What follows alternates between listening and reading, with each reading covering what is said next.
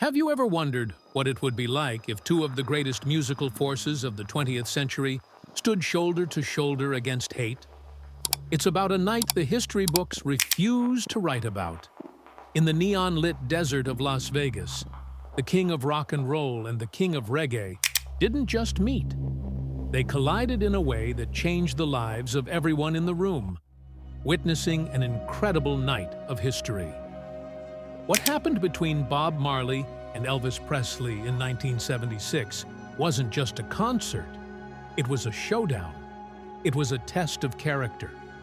And it proved that sometimes the most powerful tool a musician has isn't a guitar or a microphone.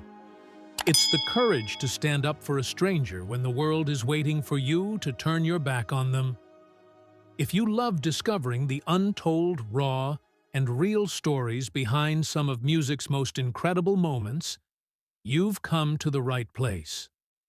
Welcome to my channel, The Marley Files, Untold Stories. Please hit the like button and subscribe now to never miss these stories of the most shocking events in world music history. Get ready, you'll be hooked in the next 10 minutes. November 14th, 1976. Las Vegas, Nevada. The atmosphere inside the International Hotel was electric. It was another night of action for Elvis Presley.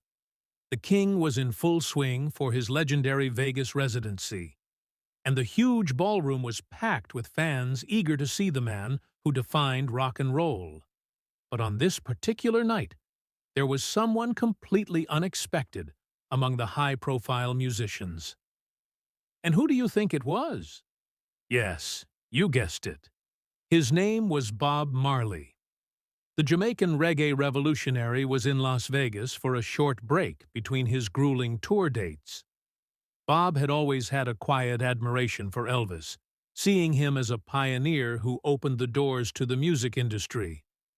Bob had bought VIP tickets and was genuinely curious to see if the youthful revolutionary fire that had rocked America in the 1950s was still alive at Vegas Elvis.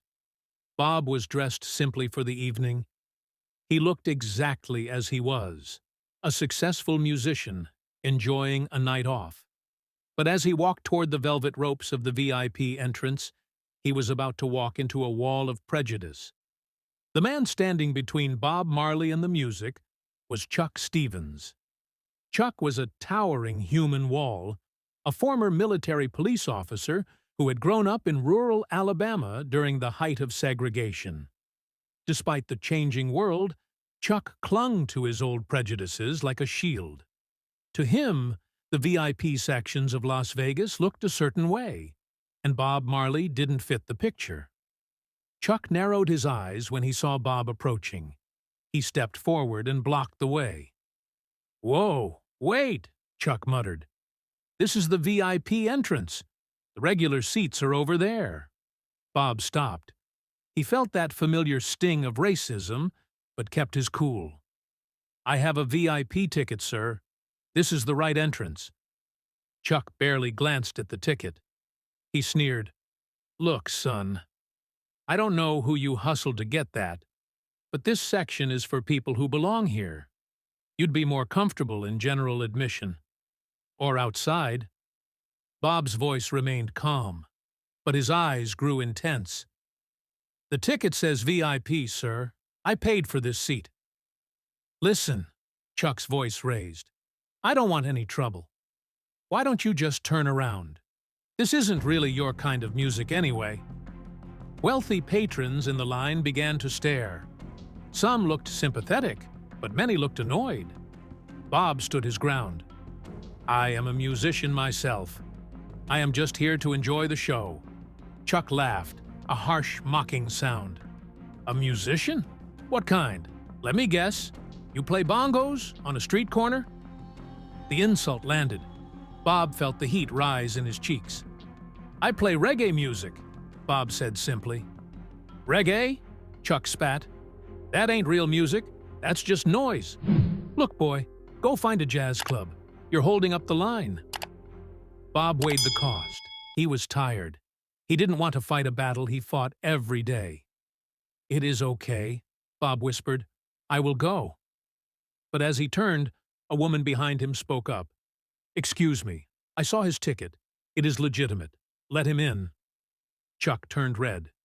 "Ma'am, I don't need some reggae hippie ruining the atmosphere for Mr. Presley's guests." "Sir," Bob tried one last time, "I just want to watch the show." "The answer is no," Chuck barked. But what Chuck Stevens didn't know was that there was a pair of eyes watching every second of this exchange from the shadows. Elvis Presley had arrived early. Before every show, he would peek through the velvet curtains to gauge the crowd. Tonight, he saw something that made his blood boil. He couldn't hear the words, but the body language was undeniable. A black man with dreadlocks, holding a valid ticket, being bullied by his own security. Elvis knew what it felt like to be looked down upon. Seeing this happening at his show sparked a fire in him. He turned to his stage manager. "That man at the VIP entrance, the one with the dreadlocks, go get him." "Sir?" "I said bring him to me. Now." Out at the entrance, Bob was leaving when the stage manager ran up. "Excuse me, sir. Mr. Presley would like to see you backstage." Chuck Stevens's jaw dropped. "Hey, where are you taking him?" "Mr. Presley's orders," the manager snapped. Chuck stood there, sweat beading on his forehead. Had he made a mistake? Backstage, the room went silent when Bob entered. Elvis was standing tall in his iconic white jumpsuit. He walked straight over and extended a hand. "I'm Elvis Presley," he said with a warm smile. "I know who you are, sir," Bob replied. "I am Bob Marley." Elvis's eyes widened. "Bob Marley? Man, I know your music. No Woman, No Cry. Beautiful song. What are you doing in Vegas?" "I am on vacation. I just wanted to see the show." Elvis's expression darkened. "I saw what happened out there. That is not how a guest of mine is treated." "It is okay," Bob said. "I am used to it." "Well, I'm not," Elvis said firmly.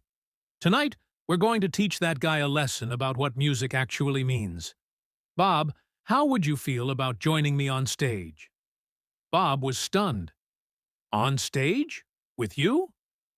"That's right. I want my audience to see what real musicianship looks like. And I want that security guard to understand that music has no color." 20 minutes later, Elvis hit the stage. The energy was high, but midway through the set, the music stopped. Elvis walked to the microphone. "Ladies and gentlemen," Elvis said, "tonight I want to share this stage with a musician who represents everything I believe music should be. Unity, love, and breaking down walls." The crowd murmured. "Tonight, I met a man who was treated like dirt by my security, just because of the color of his skin. That ain't what I stand for." He gestured to the wings. "Please welcome the king of reggae, Mr. Bob Marley." Bob walked out with the stride of a lion. He took the mic Elvis offered. "Thank you, Elvis," Bob said. "Music is the universal language. It speaks to the heart, no matter where you come from." "That's right," Elvis nodded. "Bob, help me out with this one." Elvis began "Can't Help Falling in Love." Instead of singing solo, he nodded to Bob.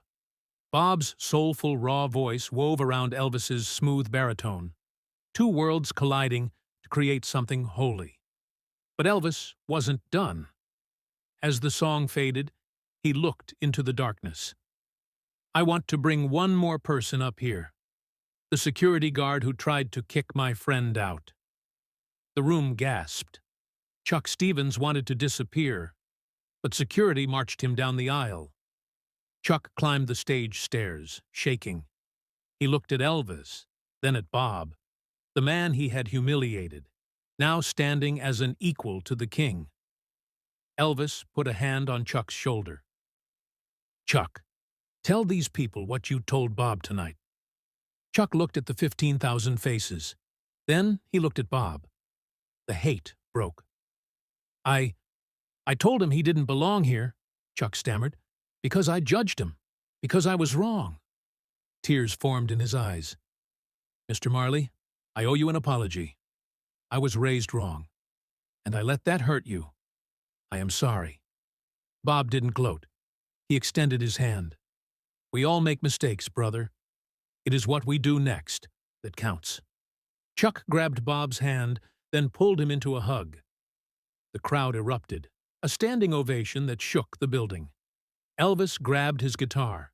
Let's sing Love Me Tender, all three of us. And they did. The king of rock, the king of reggae, and a reformed racist singing about love. It was a moment of pure transformation. Chuck Stevens kept his job, but he was a changed man. He became known as the most respectful head of security on the Strip. Bob and Elvis stayed friends until Elvis passed away the following year. Bob later said, Elvis taught me that music really can change hearts. That night in Vegas, he showed me that standing up for what is right is always worth it. Sometimes the greatest concerts are the ones that rewrite the rules of humanity. What do you think?